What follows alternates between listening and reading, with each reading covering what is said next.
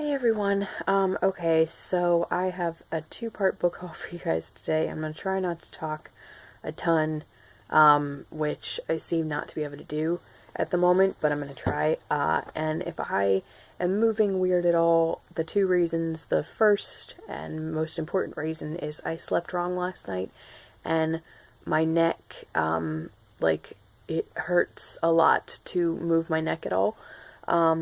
So hoping to remedy that at some point. But anyway, so I'm trying not to move much. And then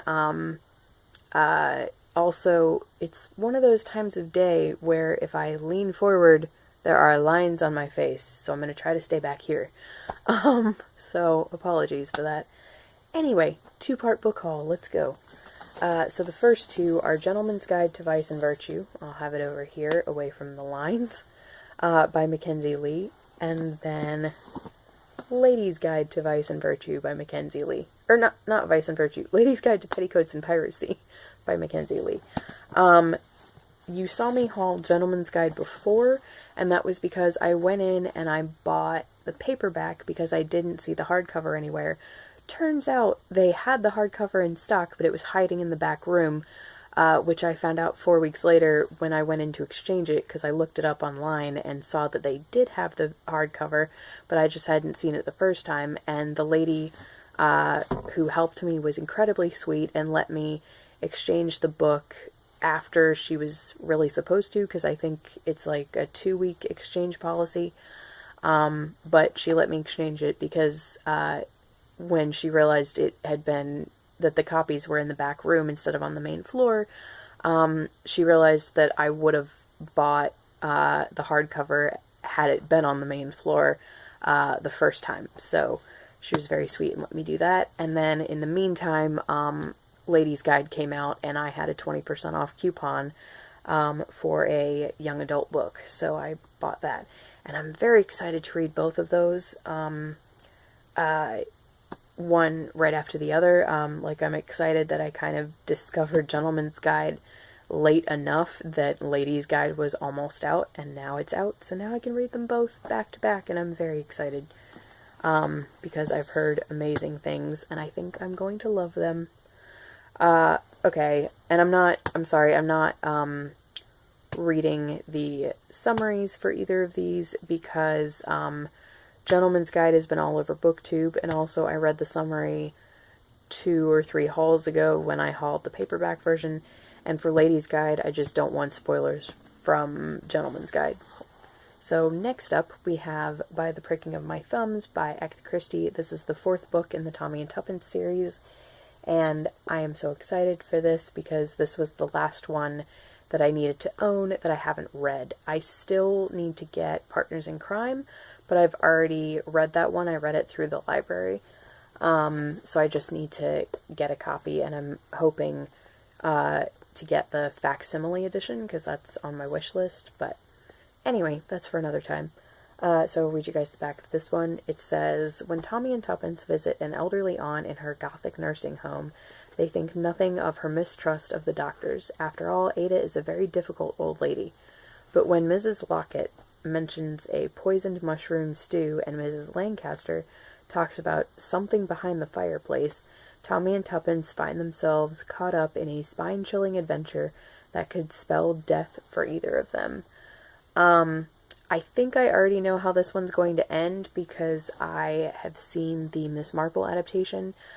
This was one of those books where it is not a Marple, obviously, it is a Tommy and Tuppence, but for Miss Marple, they decided to adapt it, and they've done this with a couple of Agatha Christie's where they are from other detectives or standalones, where they've adapted them into Miss Marple's, because Miss Marple doesn't have nearly as much material to adapt as Poirot does. But what bothered me about that is that she does have like 20-something short stories, and instead of adapting all of the short stories, they just took books from other detectives where I would have rather seen a side series with just that detective, like Tommy and Tuppence, and there's another one, Secret of Chimneys, that deals with Superintendent Battle, that they adapted as a Marple, etc. But anyway, don't get me wrong, I really like this Marple adaptation. I think it was really well done as far as, having Miss Marple, but then still keeping Tommy and Tuppence well within the story and still having them do their own investigations. And I also really like that portrayal. I really like the way the actors portrayed Tommy and Tuppence in it, especially given what their age would be in this book. But I think I'm still really gonna love this a lot more, just because I love Tommy and Tuppence so much that I think, they deserve detective credit in their own right. So there's this one. Super excited to read this, and I'm looking forward to seeing if the ending is any different in the book. Having, like, not having Miss Marple in the story, to see if that changes the ending at all. And then next is The Woman Who Died a Lot by Jasper Fforde. This is another one where I can't read you guys the summary, and that is because this is the 7th Thursday Next book, and I only have read the first 3. I read them in high school. I completely loved them. It is my favorite, it's one of my favorite series, definitely, because it combines mystery with bibliowit, which is like, I don't know, it's just my jam. I love it, but yeah, it's been 9 years since I've read the first 3, although I did reread the first one last year, and I'm hoping to reread the rest of them and then read the rest of the series for the first time in 2019, so we will see. This was $3 at Goodwill, and it was in excellent condition. And I decided to get it because I've been debating whether or not to buy... Sorry, I'm going to try to stay back here where it's not... there aren't lines on my face. But I've been debating getting the book for years because I heard not so great things about books 6 and 7, that it kind of... the series goes in a weird direction that some people didn't think was nearly as good as the first several books in the series. But then I heard from a couple other people that, yeah, it definitely turns in a different direction, but they didn't think it meant the series went downhill. They thought that the series was still just as good, it was just quite different. So then... at first, I was like, okay, I'm just gonna stop after book 5, because that's up to what I own. But then, when I saw that for $3, I was like, why not? So now I just have to get the 6th book, One of Our Thursdays is Missing. Next, we have War of the Worlds by H.G. Wells. And this one I got because there is a mini-series coming out. It's being filmed right now, so hopefully it'll come out next year, but I found out that Robert Carlyle is going to be playing Dr. Ogilvy in it, and pretty much if Robert Carlyle's name is attached to something, that's all I need to know in order to watch it. He is my favorite actor pretty much ever at the moment. I don't see that changing in the foreseeable future. And now that Once Upon a Time is over, I am so sad. And I still have, granted, like half of his back catalog to watch, and I will do that. And luckily I'll have a lot of that to watch while I'm waiting for this adaptation to come out. But I was really excited to hear about, like, the next thing he was doing after Once Upon a Time. So now I will read this in the meantime, and I hope that I really love it. This will be my first H.G. Wells. I have Invisible Man and Time Machine, and I've been meaning to read both of those, but now this just kind of took precedent. But also the icing on the cake for this is that Eleanor Tomlinson and Rafe Spall are both going to be in it. Eleanor Tomlinson is definitely one of my favorite actresses of the moment, and Rafe Spall is, I think he's a good actor. I haven't seen him in enough to say he's one of my favorites of the moment, because I've only seen him in like one or two things, but I do think he's a really good actor. So I'm just really excited about that miniseries, so I'm excited to read the book. And then last but not least of this haul is, I'm sorry, the lines. I'm sorry, you guys. Oh, okay, so now if I do it over here, it's okay.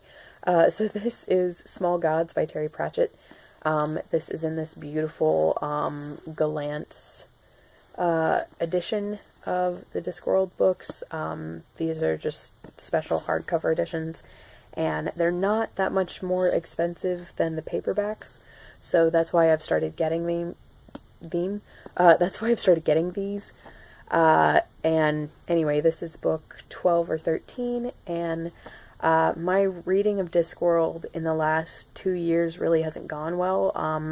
The first Discworld book that I've read in over a year is, I'm rereading Hogfather right now, because it's my favorite and 'tis the season. But yeah, it has been a really long time since I read Weird Sisters, which was where I left off. And so 2019, I'm hoping, is going to be better in reading Discworld. I'm hoping to read one a month to get through about 12 of them. And if I do that, actually, I'm hoping to get through about 14 of them, because I'm hoping to get to the point in the timeline when Hogfather comes up, so that I can reread it next Christmas as well.